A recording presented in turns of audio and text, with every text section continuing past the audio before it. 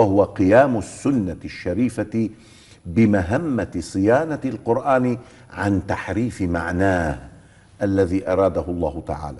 وقد حصل أن نبه سبحانه إلى أن الأمم التي سبقت أمة الإسلام قد حرف بعض رجالها، حرفوا ماذا؟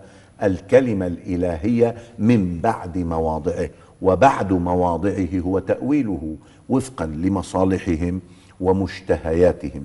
ثم كرست آيات الكتاب الكريم أن ما يأتي به الرسول يجب على الأمة الأخذ به، وما ينهى عنه يوجب عليها الانتهاء عنه، بل كان صلى الله عليه وآله أولى بالمؤمنين من أنفسهم، بل هو الحق المطلق الذي لا ينطق عن الهوى وإنما من خلال وحي يوحى إليه.